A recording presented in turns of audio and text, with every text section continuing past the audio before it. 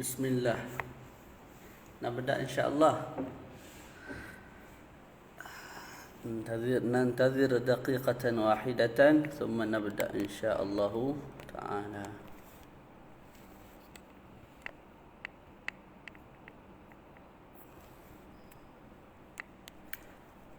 الصوت واضح يا أحباب؟ suara jelas tak? InsyaAllah kita baca. Bismillahirrahmanirrahim. Alhamdulillahi Rabbil Alamin. Wassalatu wassalamu ala maulana Rasulillahil Amin.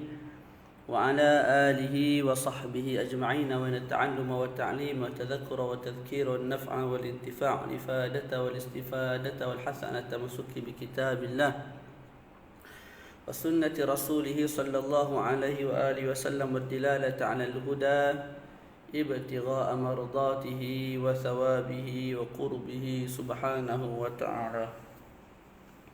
Assalamualaikum warahmatullahi ta'ala wabarakatuh.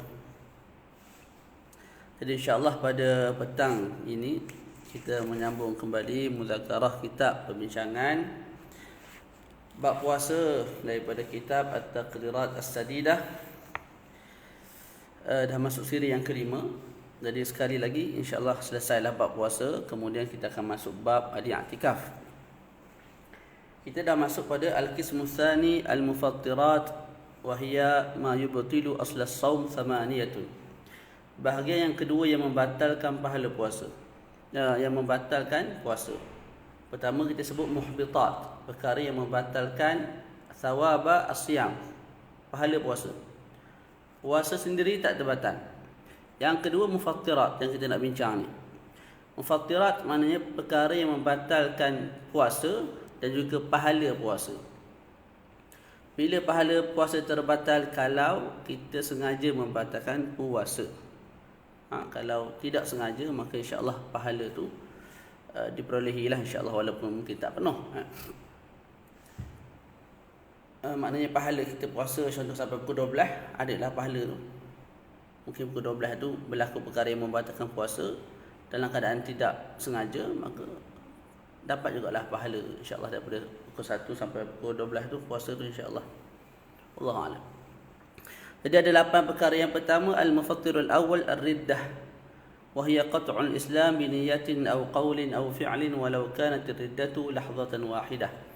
Perkara yang pertama yang membatalkan puasa ialah ar-riddah, iaitu murtad. Apa dia murtad? Memutuskan ikatan Islam dengan niat. Seseorang tu berazam insya-Allah selepas 2 tahun dia nak murtad, maka tak perlu tunggu 2 tahun. Bila dia berazam saja, berniat saja nak murtad, ketika itu terus jadi murtad. Sebab bila dia niat nak murtad, dia tak yakin dengan kebenaran Islam. Sebab tu dia nak keluar tu selepas 2 tahun, selepas 3 tahun. Alatul, ketika itu juga kita hukum sebagai murtad dan batal puasa dia. Au qaulin, ataupun keluar Islam, memutuskan pegangan Islam dengan perkataan hina Allah, hina Nabi, hina para sahabat. Tak, dengan perkataan lah. Dan hina tu dalam keadaan kehendak diri dan dalam keadaan dia sedar, maka jadi kufur. Ataupun perbuatan yang sujud kepada makhluk, sujud kepada sanam, tak, dalam keadaan beriktikad sanam itu ialah Tuhan, maka kita sebut ketika itu telah menjadi kafir dan puasanya batal. Walaupun riddah tu sebentar, riddah berlaku 2 minit, 3 minit, kemudian kembali peluk Islam, kita sebut kekal membatalkan puasa. Al-mufattirul tsani, perkara yang kedua yang membatalkan puasa, al-haid wan nifas wal wiladah. Haid ataupun nifas ataupun beranak. Wiladah ni beranak lah. Walau lahdhatan minan nahar, walaupun berlaku sebentar sahaja pada waktu siang bulan Ramadan. Jadi perempuan tu akhir siang, mana dekat-dekat nak maghrib, beranak, batal puasa. Ataupun datang haid, batal puasa dia. Ataupun nifas, maka batal puasa dia. Walau lahdhatan minan nahar, walaupun sekejap. Al-mufattirul tsalits al-jununu walau lahdhah. Perkara yang ketiga yang membatalkan puasa ialah gila, walaupun sebentar. Pukul 12 gila, koyak, bodoh, bengong gitu. Lepas tu pukul 12.30 segar balik.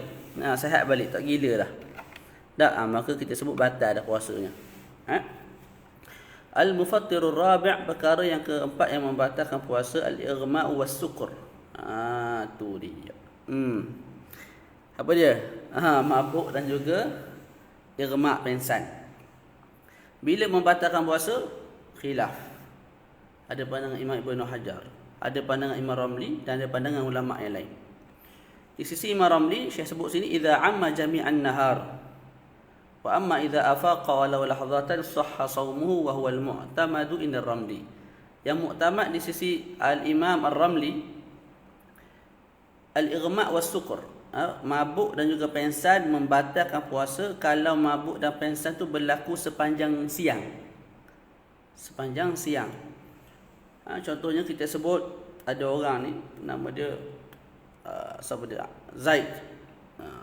Dalam kitab Zaid sama. Tak ada masalah lah tu, contoh. Jadi Zaid ni Zaid ni apa kena mengena dengan Zaid ni? Zaid ni malam tu dia niat untuk puasa esok hari. Sebelum subuh dia minum arak. Dan 3 galen. 3 galen arak dia minum. Jadi dia masuk waktu subuh dalam keadaan dah mabuk. Mabuk tu sampailah ke maghrib. Batal. Di sisi Imam Ramli. Sebab apa? Mabuk sepanjang hari. Ataupun pengsan. Sebelum subuh pengsan, bangun-bangun isyak lah. Kita sebut apa? Kita sebut batal puasa. Sebab apa? Sebab amma jami'an nahar. Sebab pengsan dan mabuk tu sepanjang hari. Adapun kalau sedar walaupun sekejap, maka sah. Tak batal puasa. Jadi kawan tu sebelum subuh dia minum arak, dia mabuk, lepas tu dia mabuk dah sampai pukul 12. Lepas pukul 12 tu segar molek dah, sihat dah. Tak mabuk dalam mananya. Ketika itu kita sebut tak batal puasa dia. Sebab apa? Sebab mabuk bukan sepanjang hari. Boleh? Jadi di sisi Imam Ramli melihat kepada apa? Amma jami'an nahar. Barulah batal. Kalau sedar walaupun sekejap, maka tidak batal. Kama qala sahibu safwati zubat, wa in yufiq mughma alaihi ba'da yawm walau lu haidatan yasihu minhu sawm. Wa inda Ibn Hajar, di sisi Imam Ibn Hajar pula, ya batulu idza ta'adda bihi walau lahzatan. Wa qala akharun, di sisi Imam Ibn Hajar rahimahullah sebut al-ighma' was-sukr, pengsan dan juga mabuk membatalkan puasa walaupun berlaku sekejap dalam waktu siang, dengan syarat sengaja. Dengan syarat apa? Sengaja mabuk, sengaja pengsan. Kita sebut contohnya macam mana. Zaid berpagi-pagi dalam keadaan berpuasa, tengah hari tu pengsan sekejap. Pengsan tu sengaja. Pengsan tu sengaja. Dicocok ke apa tubuh badan dia jadi pengsan kawan tu. Maka kita sebut batal puasa dia. Sebab apa? Sebab sengaja pengsan. Begitu juga kalau sengaja mabuk, batal juga puasa dia. Walaupun berlaku mabuk dan pengsan tu lahzah, sedetik. Jadi Imam Ibn Hajar pandang pada sudut sengaja tak sengaja. Kalau sengaja batal, walaupun sekejap, walaupun lam ya'umma jami'an nahar. Wa qala akharun la yabtulu illa idza ta'adda wa amma jami'an nahar. Sebagai ulama yang lain mengatakan al-ighma' was-sukr, iaitu pengsan dan juga mabuk, membatalkan puasa kalau cukup 2 syarat. Syarat apa? Syarat yang disyaratkan oleh Imam Ramli, juga syarat yang disyaratkan oleh Imam Ibn Hajar. Dia gabung dua tu. Iaitu apa? Mesti sengaja dan juga mesti sehari semalam. Jadi kalau pengsan sehari semalam, tak sengaja, tak batal. Kalau mabuk sehari semalam, tak sengaja, tak batal. Ataupun sengaja mabuk, sengaja pengsan, tapi bukan apa dia semula. Kalau dia pengsan sehari semalam, tak, cumanya tak sengaja, tak batal. Ataupun sengaja pengsan tapi tidak sehari semalam, mana tengah hari dia sedar, juga tidak batal. Pandangan yang ketiga ni sebut apa? Nak batal mesti cukup 2 syarat. Pertama apa? Sengaja Sebelum subuh tu makan ubat pensan ke ataupun minum arak ke. Lepas tu mesti jami'an nahar, mabuk dan pensan tu sepanjang hari. Faham tak? InsyaAllah. Al-mufattiru al-khamis, perkara yang kelima yang membatalkan puasa ialah al-jima'. Al-jima'. Apa dia al-jima'? Bersetubuh lah. Bersetubuh. Idza jama'a 'amidan 'aliman bitahrim mukhtaran batala shaumuh. Bila mana seseorang tu berjima', iaitu bersetubuh, walaupun bersetubuh ikut dubur, kemaluan belakang, ataupun bersetubuh dengan binatang. Tak. Bila mana dia bersetubuh, tak kisahlah dengan siapa-siapa pun, binatang ke manusia ke, laki ke perempuan ke, laki dengan laki ke. Yang pentingnya bersetubuh tu cukup syarat. Apa dia? Sengaja bersetubuh. Aliman bitahrim, tahu hukum bersetubuh pada siang bulan Ramadan tu haram. Yang ketiga mukhtaran. Mukhtaran ni makna bukan dipaksa lah, ikhtiar diri sendiri. Ikhtiar diri sendiri. Kemudian dia tak lupa yang hari tu bulan Ramadan. Maka bila cukup syarat tu, batala shaumuh, batal puasa dia. Walaupun sekejap persetubuhan tu berlaku. Walaupun sekadar memasukkan kemaluan ke dalam kemaluan, kemudian terus keluarkan, batal. Bila kita sebut telah berlaku jima' terus batal, bila cukup syarat lah. Okey, kemudian saya sebut sini, wa idza afsada shaumah fi Ramadan yawman kamilan bijima'in tammin athimin bihi lis-shaum tarattaba alaihi khamsatu asya'. Bila mana seseorang tu merosakkan puasanya, apa dia nama ni? Wa idza afsada shaumahu, bila mana seseorang tu merosakkan puasanya pada bulan Ramadan, dia merosakkan tu pula merosakkan puasa yang sehari semalam, bukan separuh hari je. Tak. Lepas tu dia merosakkan puasa tu dengan jima', bukan dengan perkara lain. Dengan jima' apa? Dengan jima' yang tam, yang sempurna. Kemudian dia berdosa disebabkan dia berjima' tersebut. Tak. Dan berdosa itu pula disebabkan dia di ajli shaum. Tu. Maka tarattaba alaihi khamsatu asya'. Berlaku kepadanya 5 perkara.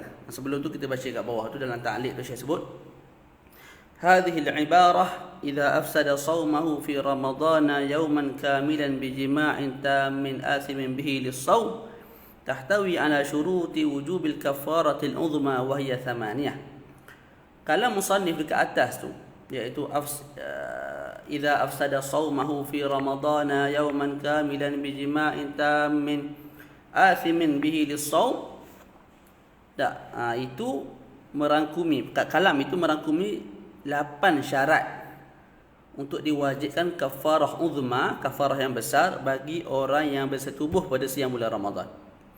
Jadi orang yang bersetubuh pada siang bulan Ramadan, ada kala wajib kafarah, ada kala tak wajib kafarah. Ada kala wajib apa? Kafarah, ada kala tidak wajib kafarah. Bila seseorang yang bersetubuh pada siang bulan Ramadan itu wajib bayar kafarah al-uzma yang kita akan sebut nanti. Bila cukup 8 syarat. Bila cukup 8 syarat. Yang pertama, dalam ta'liq ada Yang pertama, an yufsida shaumah. Mesti seseorang tu membatalkan puasa dia. Kalau dia membatalkan benda lain, tak wajib kafarah uzma. Contoh dia membatalkan sembahyang, membatalkan i'tikaf, itu tak wajib kafarah uzma. Mesti dia membatalkan puasa dia. Itu yang pertama. Yang kedua, jadi jima' tu membatalkan puasa. Kalau ada jima' untuk membatalkan i'tikaf, jima' untuk membatalkan sembahyang, itu apa? Tak wajib kafarah uzma. Kira batal je lah. Kalau tengah-tengah sembahyang betul jima', batal. Dah selesai. Yang kedua, ayakuna fi Ramadan. Mesti jima' itu berlaku pada siang bulan Ramadan. Fala tajibul kafaratu idza afsada shauma ghairi Ramadan walau kana wajiban. Maka tak wajib kafarah uzma bagi mereka yang membatalkan puasa selain Ramadan. Contoh puasa sunat, lepas tu bersetubuh suami isteri. Wajib kafarah uzma? Tak wajib. Walaupun puasa batal lah. Isteri puasa qada, Ramadan, suami pun puasa qada Ramadan, lepas tu bersetubuh dua orang tu, kita sebut puasa batal, tapi wajib kafarah uzma tidak. Sebab apa? Yang dibatalkan itu bukan puasa Ramadan, malah puasa qada bagi Ramadan. Kita nak puasa bulan Ramadan betul, dia jadi kafarah uzma tu sebab kita raih ke bulan tu, ta'ziman lisyahr. Tak. Jadi kalau qada Ramadan tak, sebab kita qada Ramadan bulan lain. Tu dia. Yang ketiga, saya tengah bercuti. Jadi tengah bercuti, tak ada kerja buat, maka kita baca kitab lah. InsyaAllah sekurang-kurangnya saya dapat manfaat sebelum pendengar, insyaAllah ta'ala. Lepas tu saya dah upload di YouTube. Nak tengok di YouTube boleh, di sini boleh. YouTube tu bukan bisnes lah. Saya tak pernah dapat satu sen daripada YouTube, sebab tak daftar pun. Saya kena daftar nak dapat duit tu. Lepas tu yang views tu 5 orang. Dia nak dapat duit, dia kena views berapa? Tak tahu berapa ribu lah. Dia ada punya tu. Tak ada masalah. Tak ada apa tu, tak dapat duit daripada YouTube, tak ada masalah, syukur dah. Ada ni syukur dah. Yang ketiga, ayakuna al-yawm alladhi afsadahu kamilan, fala tajibu al-kafaratu idza mata aw junna qabla ghurubi asy-syams, wa hadha ma'na qawli yawman kamilan. Syarat ketiga, mesti hari yang dirosakkan itu sehari semalam, sehari secara sempurna. Ini gambar ulama sebutlah. Jadi contohlah kita sebut seorang pemuda nama dia Zaid, tak bersetubuh dengan isteri dia pada siang bulan Ramadan. Kemudian Zaid tu segar bugar. Mana segar bugar ni tak gila, tak mati sampai ke maghrib, maka kita sebut dia wajib bayar kafarah.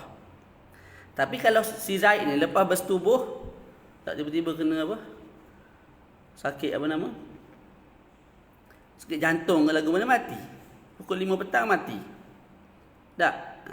Ataupun gila pukul 6.30 petang. Ketika itu kita sebut Ramadan, puasa yang dirosakkan tu bukan sehari secara sempurna, malah separuh hari. Kalau dia contoh dia gila pukul 3 petang, tak 3 petang, maka dia bersetubuh pukul 1 petang, maka Ramadan yang dirosakkan tu hanya daripada subuh sampai pukul 3 petang, bukan sampai ke maghrib. Sebab daripada pukul 3 petang, start daripada gila sampai ke maghrib tu dia dah hilang keahlian dah. Jadi wallahualam, mungkin seolah-olah dia tu tidak merosakkanlah waktu daripada pukul 3 petang sampai maghrib tu dengan jima'. Malah dia puasa tu rosak disebabkan apa? Sebabkan, atau kita tak ambil iktibar dengan dia disebabkan dia tidak ada keahlian, sebab dia dah gila ataupun dah mati. Itu yang disebut oleh ulama kita lah. Nombor 4, ayakuna ifsadu bil jima', hendaklah seseorang itu merosakkan. Ini syarat yang keempat untuk wajibnya kafarah uzma, kafarah yang besar kepada orang yang batal puasa dengan bersetubuh, dengan cara bersetubuh pada siang bulan Ramadan. Okey, ayakuna ifsadu bil jima', hendaklah seseorang itu merosakkan puasanya dengan jima'. Fala tajibul kafarah idza afsadahu bighairi jima' ka'an akala thumma jama', wa hadha ma'na qawlihi bi jima'. Maka tidak wajib kafarah uzma bagi mereka yang merosakkan puasanya dengan selain daripada jima'. Dia nak wajib kafarah mesti dia tu sedang berpuasa, lepas tu dia jima'.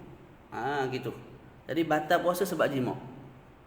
Kalau orang tu sedang berpuasa, lepas tu dia terfikir nak jima' bini hari ni, bini cuti, aku pun cuti hari ni, contohlah.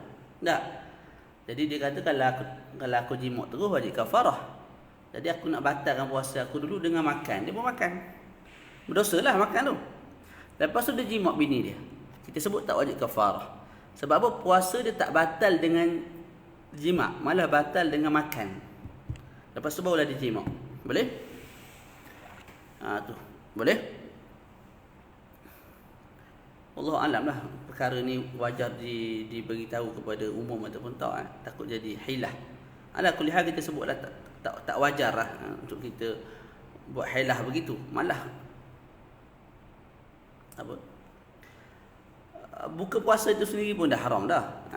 Buka puasa dengan makan, lepas tu jima'. Jadi dua dosa tu. Pertama buka puasa tu tak puasa, lepas tu tak imsak. Dia bila orang batal puasa ni, tak, dia wajib imsak. Imsak ni mana buat macam orang puasa. Tak boleh makan, tak boleh minum, tak boleh bersetubuh. Jadi dia bersetubuh pula tu berdosa lain tu. Berdosa tak sebab tak imsak. Tak menghormati bulan Ramadan, tak menghormati orang lain yang berpuasa. Jadi dosa atas dosa lah. Tapi hukum kafarah tak wajib. Kena bezakan lah. Tu sebab hukum syarak ni daripada Allah. Jadi tak boleh kita ikut nafsu, kita sebut gitu, kita tak. Nombor 5, ayakun al-jima' taman. Hendaklah jima' itu berlaku dengan sempurna. Wa huwa ayyudkhila ay syakhsun jami' al-hashafati wa huwa ra'su dzakar. Jangan baca ra'su dzikri, kepala zikir. Tak ada kepala zikir di sini. Fil farji fala tajibu al-kaffaratu idza adkhala juz'an min al-hashafah bal wala yubtilu shaumah aw wala yabtulu shaumuh. Wa hadha ma'na qawli tam. Jadi yang kelima syaratnya ialah apa? Mesti jima' tu sempurna. Makna sempurna apa? Seorang lelaki memasukkan kepala zakar. Kepala zakar makruf lah. Tak, orang KL panggil helmet. Boleh. Jadi bila mana seseorang lelaki tu memasukkan kepala zakar dia dalam mana-mana kemaluan, sama ada kemaluan lelaki, liwat, ataupun kemaluan perempuan, sama ada ikut depan ataupun belakang, ataupun kemaluan binatang. Bila masuk keseluruhan kepala zakar ke dalam mana-mana kemaluan, maka itu dipanggil sebagai jima'. Boleh? Maka tak wajiblah kafarah ke atas mereka yang memasukkan sebahagian sahaja. Kepala zakar tu dia masukkan sikit je ke dalam kemaluan, lepas tu dia tarik semula. Yang tu tak wajib kafarah. Sebab apa? Sebab puasa dia tak batal pun lagi. Puasa suami lah tak batal pun lagi. Berhenti. Sebab suami tak jimak pun lagi. Suami tak jimak pun lagi. Sebab jimak-jimak ni masuk kepala zakar secara menyeluruh. Sekarang ni dia tak masukkan ke semua sekali, baru separuh. Maka tak batal pun lagi puasa suami ni. Bila tak batal, tak wajib kafarah lah. Yang keenam, syarat yang keenam untuk diwajibkan kafarah al-uzma kepada suami ialah ayat sama bisababi hadzal jima'. Fala tajibul kafaratu idza jama'a zawjatahu fi nahari ramadana wa huwa musafirun safaran tawilan mubahan. Wa hadha ma'na qawli athimun bih. Jadi yang keenam, mesti seseorang tu berdosa disebabkan bersetubuh tu. Maka kalau seseorang tu bersetubuh dengan isteri dia tapi tak berdosa, maka tak wajib kafarah. Macam mana gambaran dia? Seorang suami dengan seorang isteri bermusafir. Bermusafir. Tak. Dia keluar daripada kawasan ni sebelum subuh. Maka kita sebut safar yang begitu membolehkan pasangan suami isteri itu berbuka puasa. Tak wajib puasa. Sebab apa? Musafir tak wajib puasa. Sebelum ni kita bincang dah, yang wajib puasa mukim ni musafir. Safar tu pula mesti safar yang harus dan tawil lah, panjang 82 km dan ke atas. Jadi kalau suami isteri itu bersama, kita sebut apa? Dia tak berdosa disebabkan persetubuhan tersebut. Sebab apa tak berdosa? Sebab memang syarak izinkan kamu berbuka. Syarak izinkan kamu, wahai sepasang suami isteri, berbuka. Sebab apa? Kamu musafir, boleh berbuka. Tinggal lagi buka lauk apa? Lauk apa? Tak ada orang makan lauk ayam. Suami isteri ni cari nasi tak ada. Lauk bini lah kata. Faham tak? Ada dua orang tu tubuh, tak ada lauk lain, lauk tu je ada. Contohlah. Kuat ustaz ni. Tak, kita sikit-sikit Boleh? Jadi kawan tu berbuka dengan bersetubuh, maka kita sebut hukumnya apa? Tak berdosa satu dah. Satu lagi tak wajib kafarah. Batal puasa batal lah. Tak batal puas pula. Pakai musafir belaka sekarang. Kalau tak batal. Batal lah, batal. Tapi tak berdosa dan tak wajib kafarah. Yang ketujuh, ayakuna dhalika al-ithmu bisababi ifsadihi lis-shaum. Fala tajibul kafaratu idza zana wa li'adzu billah, na'udzubillah. Wa huwa musafirun fa innahu ya'khudhu ithman 'aziman la min ajli as-shaum. Wa hadha ma'na qawli lis-shaum. Seterusnya, hendaklah dosa itu dia dapat disebabkan dia merosakkan puasa. Maka orang yang dapat dosa tapi bukan disebabkan dia merosakkan puasa, malah disebabkan perkara lain, maka dia itu tak wajib bayar kafarah. Contohnya apa? Contohnya ada dua orang suami, ada seorang lelaki ni dia musafir. Bila musafir dia boleh buka tak? Boleh, dengan syarat lah. Keluar sebelum subuh daripada kawasan dia. Dia boleh buka. Syarat bagi buka, nak makan nasi ke nak makan, ikutlah. Nak buka dengan bersetubuh ke boleh, tidak ada masalah. Jadi kawan ni boleh buka. Buka puasa tu tak berdosa. Cuma dia berzina. Dia berzina tengah jalan. Maka kita sebut dia berdosa bukan sebab dia berbuka puasa. Sebab syarat memang izinkan dia berbuka puasa. Lepas tu dia berdosa celah mana? Dia berdosa sebab berzina. Jadi dia tidak berdosa disebabkan puasa. Malah dia berdosa disebabkan zina. Oleh sebab yang demikian, dia tak wajib bayar kafarah. Itu dah 7. Wa baqiya syaratun lam yuzkar fil ibarah, wa huwa, ada satu syarat lagi yang tidak disebut pada matan di atas, iaitu 8, adamu syubhah, tidak ada syubhah.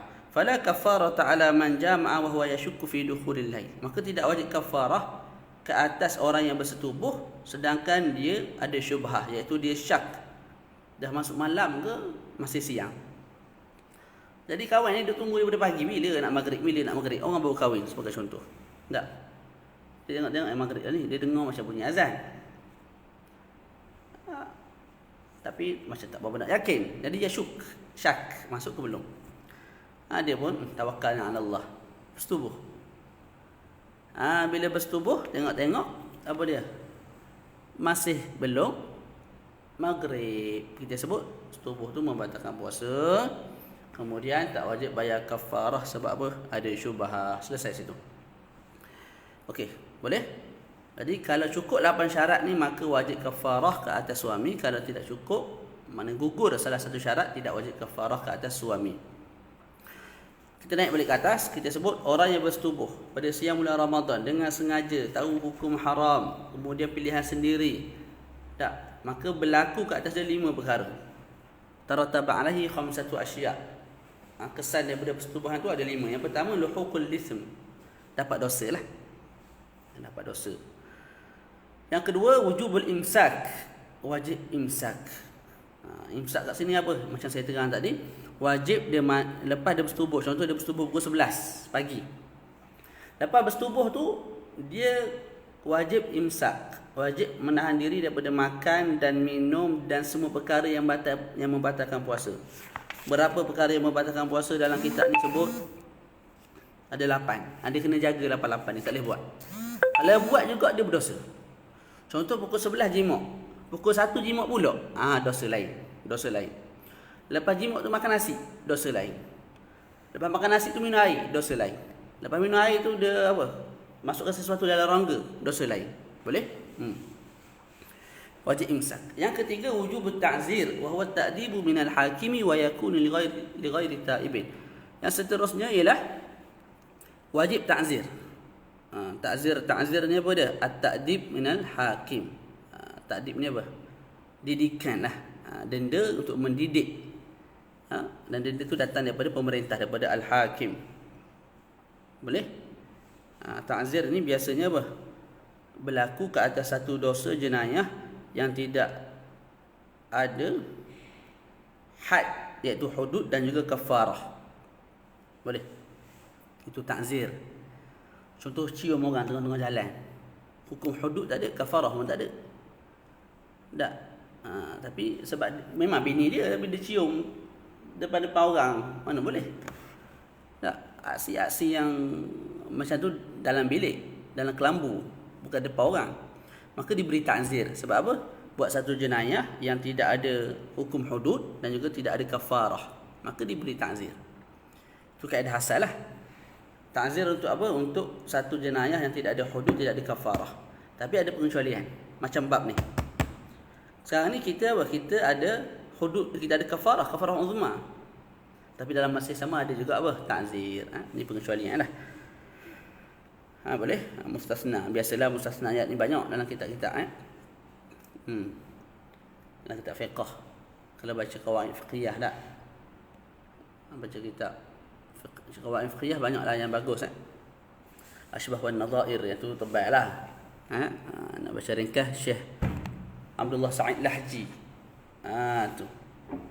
Kitab tu sangat baiklah. Kemudian kitab Syekh Nuruddin, dia nama Ad-Durarul Bahiyah. Syekh ringkaskan Ashbah wan Nadhair kalau tak silap lah. Lepas tu Husnul Bayan yang Habib Ahmad Al-Maqdi sedang syarah di YouTube ataupun di Multaqal Ahbab. Kemudian lagi satu tu. Banyaklah kitab-kitab yang berkaitan qawaid fiqhiyah. Qawaid fiqhiyah ni punca dia, function dia lah, dia nak kumpul masail-masail yang banyak di bawah qawaid. Tapi walaupun dah kumpul, mesti ada masail-masail yang keluar daripada kaedah. Mustasnayat kita panggil. Wujub at-ta'zir wa huwa at-ta'dib min al-hakim wa yakunu li ghairi ta'ibin. Jadi wajib ta'zir. Dan ta'zir tu daripada pemerintah lah. Pemerintah ta'zir denda dengan duit ke dengan penjara ke, ikutlah yang dia tengok sesuai untuk orang yang batalkan puasa dengan jima'. Wa yakunu li ghairi ta'ibin. Dan benda tu berlaku ta'dib tu untuk orang yang tidak bertaubat. Kalau orang taubat tak payah ta'zir lah. Yang keempat, wujubul qada'. Orang yang batal puasa dengan jima' tu wajib qada' nanti. Wajib qada' segera. Maknanya 2 Ramadan kena qada' lah. 2 Ramadan, 2 Syawal, 2 Syawal. Wujubul kafaratil uzma. Yang kelima, wajib kafarah uzma. Tadilah kita sebut mesti dengan bila cukup 8 syarat. Boleh? Wahya ahadu thalathati asya'i aw asya'a murattabatan fala yantaqilu ila al-khaslati tsaniyah illa idza ajaza amma qablaha. Apa kafarah uzma? Salah satu daripada 3 perkara. Dan 3 perkara ni pula murattabah. Tak mampu yang pertama baru pindah nombor 2. Tak mampu nombor 2 baru pindah nombor 3. Jadi tak boleh pindah nombor 2 kalau mampu nombor 1 lah. Dan begitulah. Okey.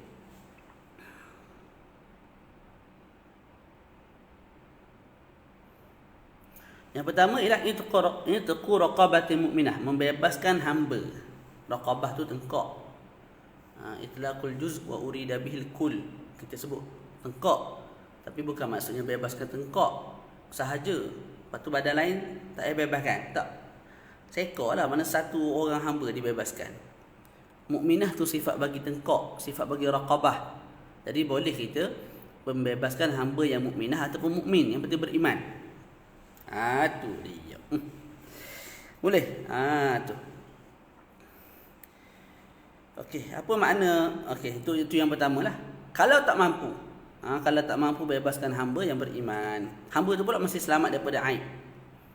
Aib-aib yang menyebabkan dia tak boleh bekerja. Sebab kita bebas hamba ni nak suruh dia berdikari. Tu tujuan bebaskan hamba ni. Kalau kita bebaskan hamba, sebelum dia jadi merdeka tu molek ada di hidup kita bagi makan, bagi minum. Okeylah, alright, good. Tak, tapi lepas kita bebaskan tu jadi pengemis. Yang tu tujuan bebaskan hamba tu tak tercapai lah. Bukan sekadar nak bebaskan, tak bebaskan sampai dia boleh hidup berdikari macam orang yang merdeka. Jadi oleh sebab itu disyaratkan hamba yang dibebaskan itu mesti hamba yang selamat daripada sebarang kesyashatan yang menyebabkan dia tak boleh bekerja. Contoh kudung 2 tangan tak boleh. Kudung 2 kaki tak boleh. Tapi kalau cacat-cacat biasa yang tidak menyebabkan kekurangan dalam bekerja, maka tidak ada masalah lah, boleh lagi. Muktabar lagi lah. Jadi yang pertama mesti bebaskan hamba. Kalau tak mampu bebaskan hamba. Nombor 1 kat bawah dia sebut wa ma'na al-'ajzi fi ar-raqabah bi an la yajidaha. Makna seseorang tu tak mampu membebaskan hamba ialah tak ada hamba. Hari ni tak ada hamba. Ataupun zaman dulu au yajidaha au yajiduha walakin yahtaj li thamaniha li nafsihi au li mumawwinihi. Ataupun ada hamba tak, tapi dia perlu kepada nilai hamba tersebut untuk diri dia dan juga anak beranak dia. Maknanya kalau dia jual hamba tu, duit tu dia perlu untuk diri dia, makan minum dia, tempat tinggal dia, pakaian dia dan juga anak-anak dia. Tu. Itu juga dianggap sebagai apa? Orang yang tak mampu, orang yang tidak memiliki hamba walaupun ada hamba. Ataupun jumpa hamba bi ziyadatin ala samanin misli. Dia tak ada hamba, dia nak bebaskan hamba, dia tak kena beli. Tapi hamba tu dijual lebih daripada harga misil. Harga misil ni apa? Harga setempat. Hamba style lagu ni, umur lagu ni, rupa lagu ni, kekuatan macam ni dijual dalam keadaan jual dalam 100,000. Tiba-tiba orang tu jual 1,500. Tak. 150,000 ataupun 110,000 tak. Maka ketika itu, ni contoh je, ni tak tahulah hamba berapa zaman dulu jual. Tak, ketika itu barang tu dijual lebih daripada harga yang sepatutnya ketika itu. Yang tu pun kita sebut walaupun dia mampu beli, tak wajib juga apa dia beli dan dianggap sebagai tidak mampu. Dia boleh pindah nombor 2. Boleh. Jadi kalau tak mampu, bebaskan hamba, pindah nombor 2. Apa dia? Siyamu syahraini mutatabi'ain. Puasa 2 bulan berturut-turut. 2 bulan berturut-turut. Boleh? 2 bulan tu kalau kita start dengan awal Muharram contoh puasa, maka habis akhir Safar. Muharram, Safar, habis akhir Safar. Tak kisahlah Muharram tu 29, Safar 29, ni 30, tu 30, ikutlah. Yang penting awal sini, habis awal sana. Awal bulan kedua. Awal Muharram, habis akhir Safar. Kalau kita start kat tengah, contoh start pada apa nama? Pada 20 apa? 20 Muharram. 20 Muharram ada 30 hari. Maka sempat dah 10 hari situ. Tak? Safar penuh. Contoh dah 30 hari juga Safar. Boleh?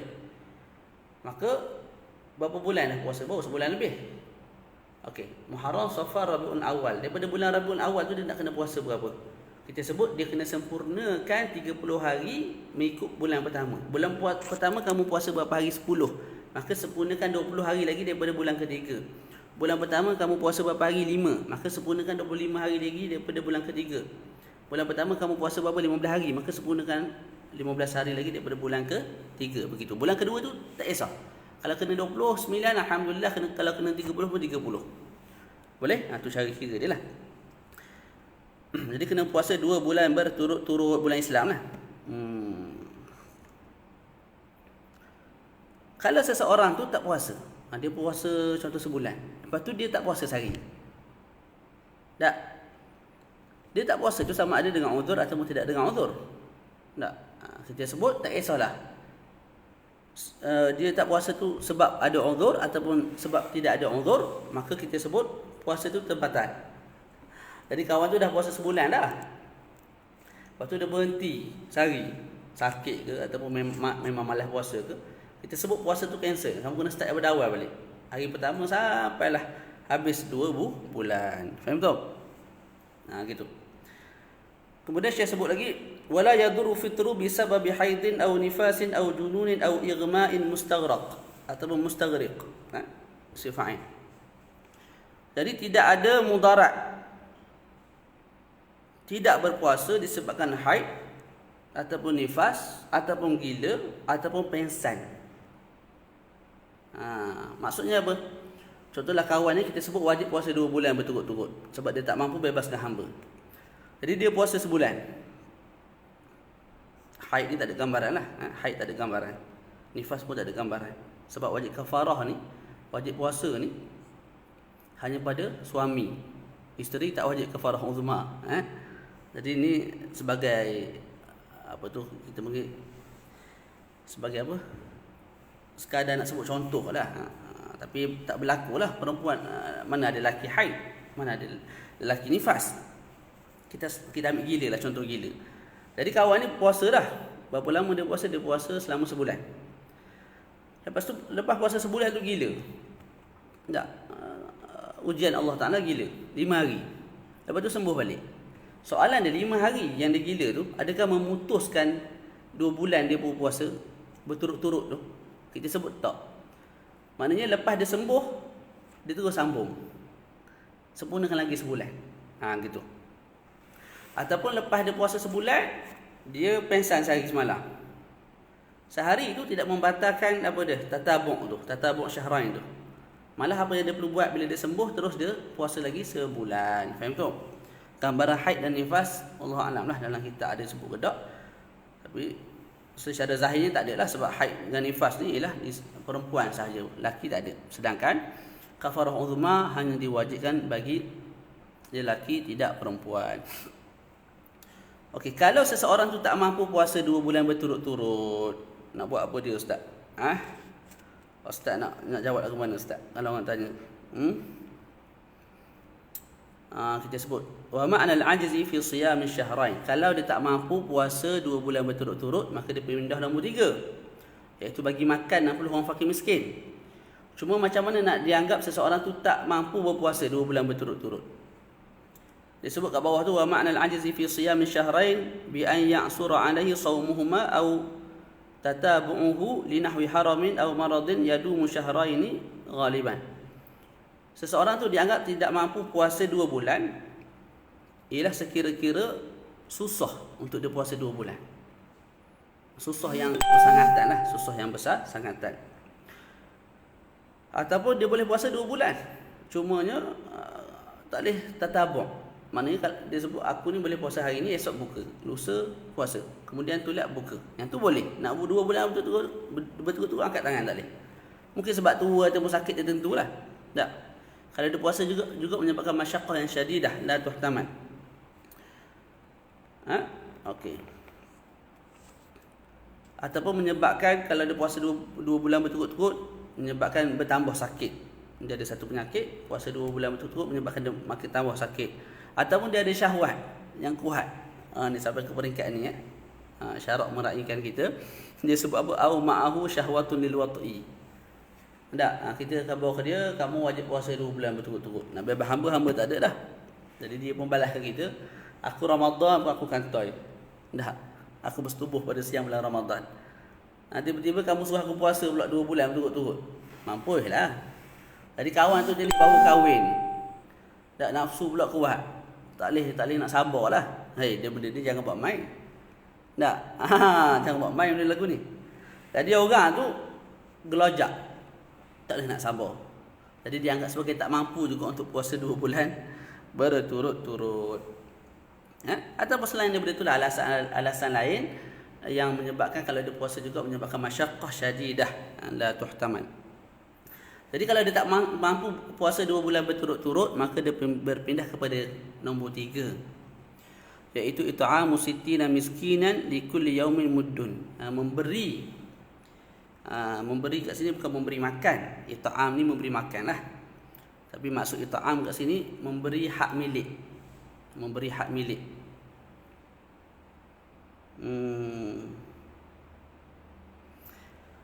Sittina yauman, sittina miskinan likulli miskin muddun. Kena bagi 60 orang miskin ataupun 60 orang fakir. Dan setiap orang miskin tu bagi satu mud, satu cupok beras. Satu cupok beras ni.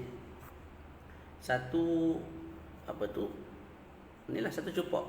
Cuma guna tangan yang orang standard lah. Orang yang tidak besar sangat, tidak kecil sangat. Saya mungkin kecil. Orang yang sederhana. Jadi dia kena bagi 60 orang fakir miskin. Bagi hak milik. Bagi makanan pun boleh juga.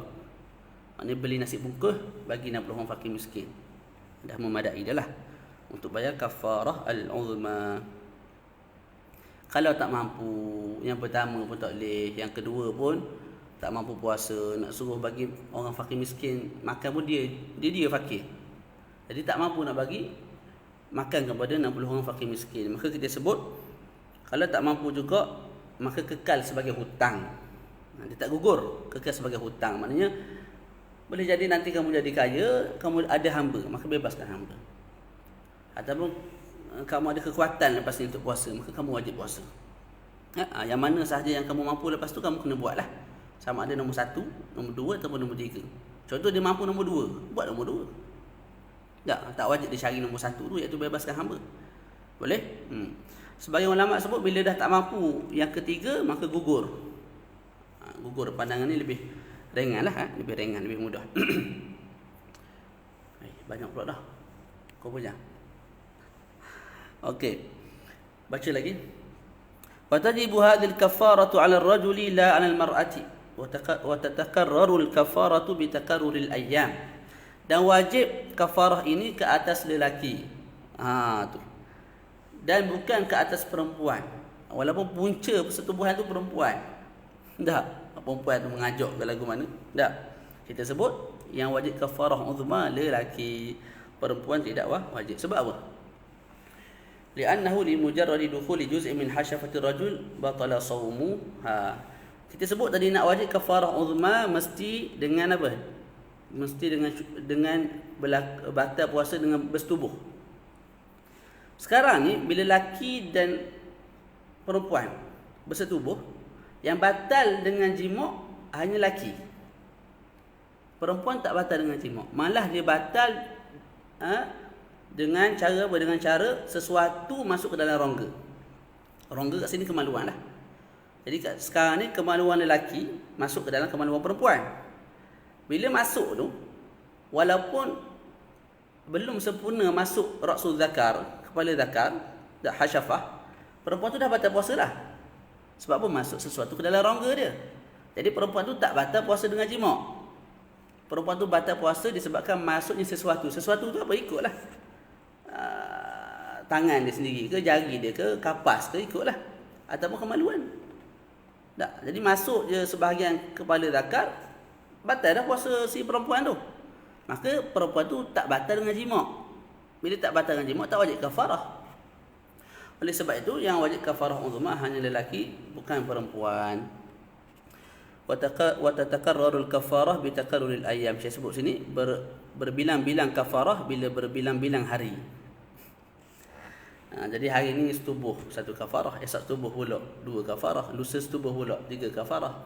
Lepas tu tolak setubuh pula, maka 4 kafarah, begitu.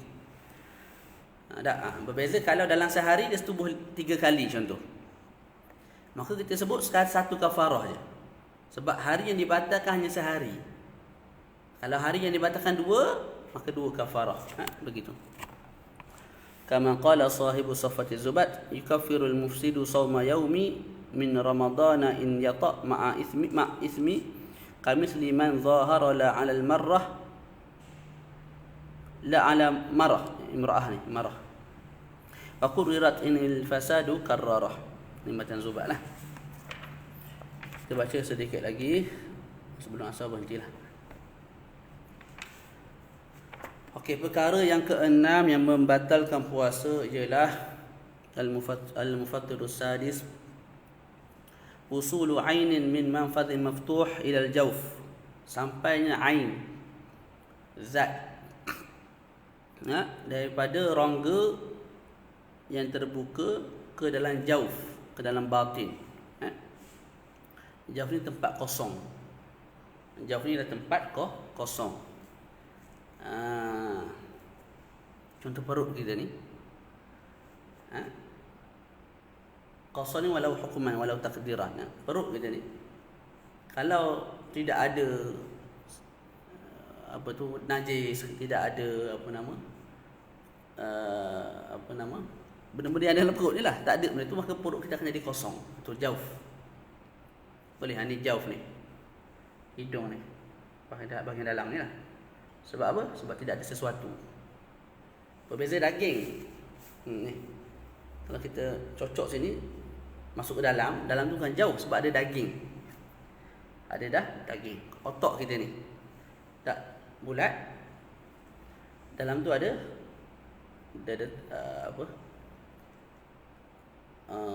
tempurung tu. Lepas tu dalam tu ada otak. Otak tu kalau kita buang, tak, maka dia akan jadi apa? Kosong. Maka otak tu juga dia bagi sebagai jawf. Walaupun sekarang ni dia berisi dengan otak, berisi dengan cecair tu, cecair ni, perut pun berisi dengan apa? Najis dan sebagainya. Faham tu? Itu makna jawf.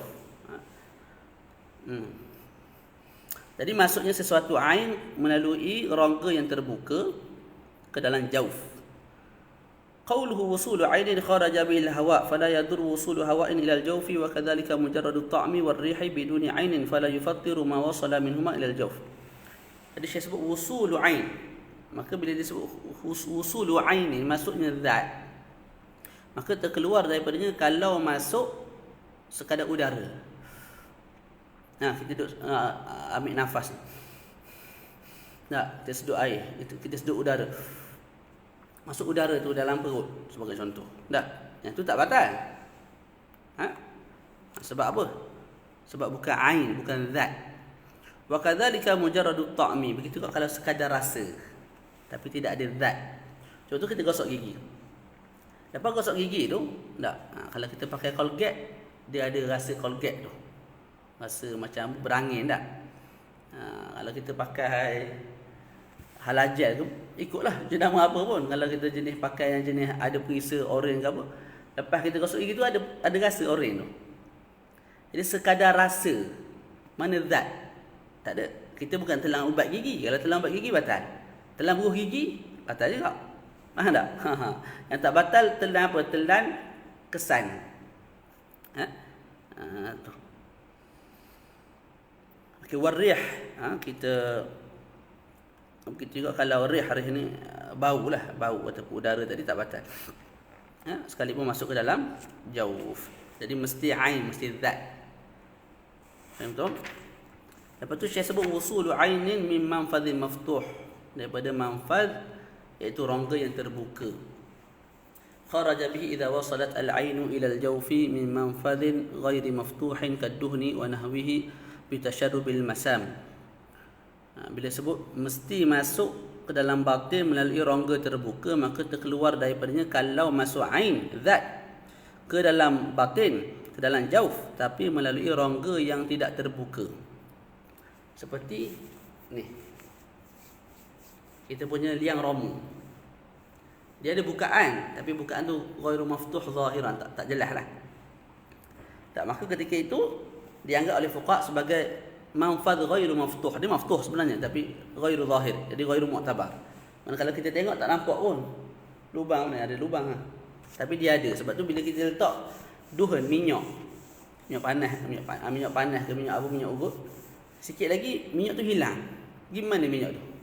Masuk dalam lah. Sebab tu kita rasa lega dan sebagainya. Tak batal puasa.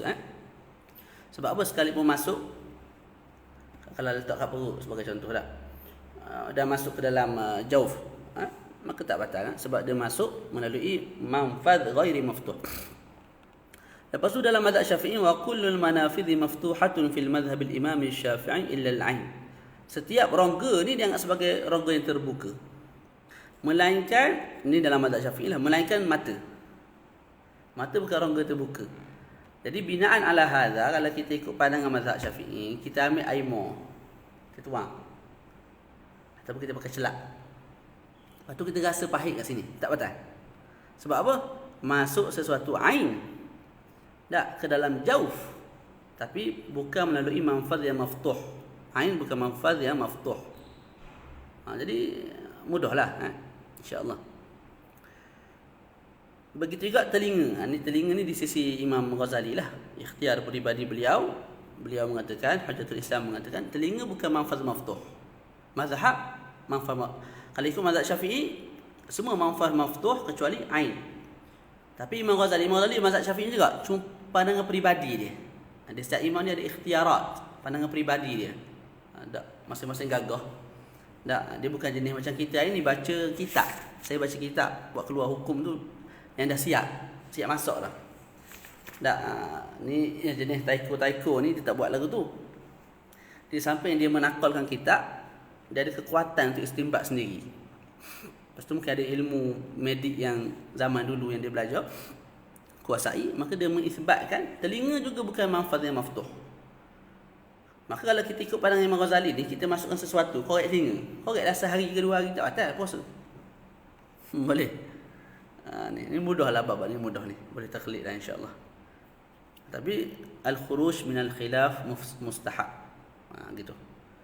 Jadi kalau boleh kita jagalah semua.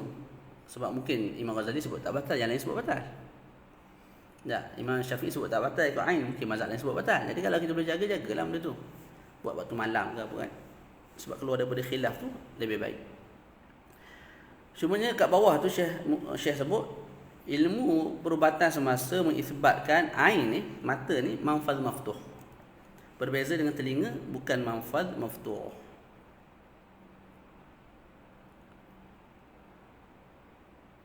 Tu. Boleh. Ni ilmu medik semasa lah. Mereka mengatakan mata manfadh maftuh. Sebab tu bila kita letak sesuatu, dapat rasa sini. Sebab ada apa? Sebab dia terbuka dan boleh sampai ke bawah. Mazhab Syafi'i sebut tak? Tak batal. Tu. Jadi yang mana yang kita nak pegang? Yang tibbil hadis ataupun pandangan mazhab. Mazhab ke mazhab lah. Atas kita lah, atas kita. Sebab mungkin kalau Imam Syafi'i hidup lagi hari ni, dia dapat tahu dengan yakin mata ni bukan manfaz maftuh berdasarkan uji kaji makmal dan sebagainya, dia sendiri pun akan sebut ain tu bukan apa, ain tu manfaz maftuh, dia sendiri pun akan sebut ain tu manfaz yang maftuh. Jadi di sisi mazhab bukan, di sisi tibul hadis manfaz maftuh, dia anggap sebagai manfaz yang maftuh, rongga yang terbuka, dan kita ikut illah lah, jadi batal tu sebab manfaz maftuh. Jadi kalau medik boleh mengisbatkan dia manfaz maftuh, batal lah. Tak, ada tak batal. Tapi mazhab telah duwinat, telah duwin, makna dikarang, dibukukan apa semua dah. Itu. Dan boleh jadi kajian sains salah. Jadi masih dalam keadaan apa? Dalam keadaan zon lah, zon. Walaupun zon berat, mungkin 80%, 90%, 90 lebih. Tapi kemungkinan salah tu kekal wujud lah. Allah Alam. Anak kuliah yang lebih baik kita ihtiyat lah, ihtiyat. Qauluhu ilal jawf. Nah, masalah ni pun masalah khilaf ni. Kalau tengok kitab-kitab mu'asarah atau kitab-kitab mazhab 4 tu jadi lebih ringan lah. Tapi bila berfatwa, bila ditanya, saya sendiri akan jawab ikut mazhab Syafi'i lah. Kecuali kalau susah sangat, barulah kita keluar. Qauluhu ilal jawf wa huwa ma yuhilu al-ghidha' wad-dawa' kal ma'idah aw ma yuhilu ad-dawa' faqat kad-dimagh. Jadi Syekh sebut habis dah. Usulu ainin min manfadhi maftuh ila al-jawf, mesti masuk ain. Lepas tu mesti melalui rongga dan mesti masuk ke jawf. Apa jawf? Tadi saya terang dah. Tapi Syekh tambah kat sini wa huwa ma yuhilu al-ghidha' wad-dawa'. Tempat yang boleh mengubah ghidha', gizi, vitamin dan juga ubat-ubatan. Boleh ubah benda tu kepada apa tu, perkara lain sehingga boleh diagihkan ke tubuh lah. Contohnya ma'idah, perut. Tak, boleh mengubah apa, gizi yang kita makan, boleh ubah ubat yang kita makan sebagai apa yang diperlukan diagihkan kepada tubuh badan yang lain, yang tak diperlukan dibuang. Itu secara ringkas lah. Saya malah buat pada tahu. Tak tahu buat tak tahu, yang buat pada tahu. Aw ma yuhilul dawa' faqat kad-dimagh. Ataupun jawf juga dianggap sebagai satu perkara yang boleh mengubah ubat, seperti otak. Otak ni dia ada kekuatan boleh mengubah ubat. Allah Alam. Dia kena tanya medical lah.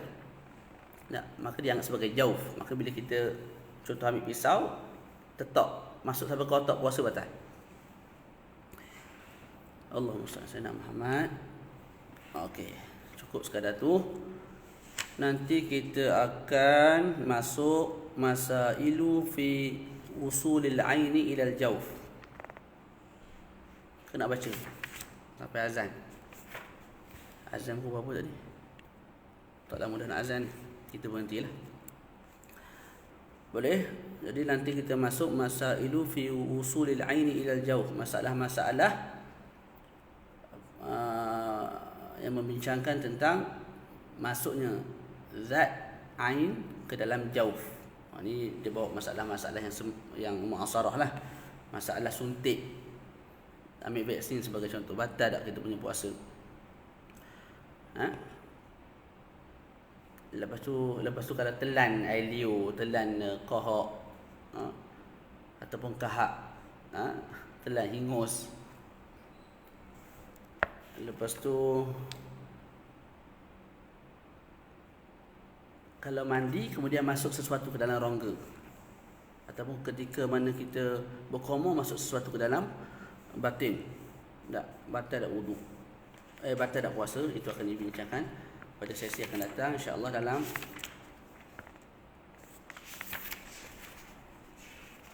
kita nak habis sekali kelas lagi pun boleh. Nak selesa sikit ambil 2 kelas lah insya-Allah taala. Jadi cukup sekadar tu. InsyaAllah bila-bila kita sambung lah. Esok kalau ada masa kita sambung. InsyaAllah ta'ala. Wa sallallahu ala sayyidina Muhammad wa ala alihi wa sahbihi wa baraka wa sallam. Walhamdulillahi rabbil alamin. Assalamualaikum warahmatullahi ta'ala wabarakatuh.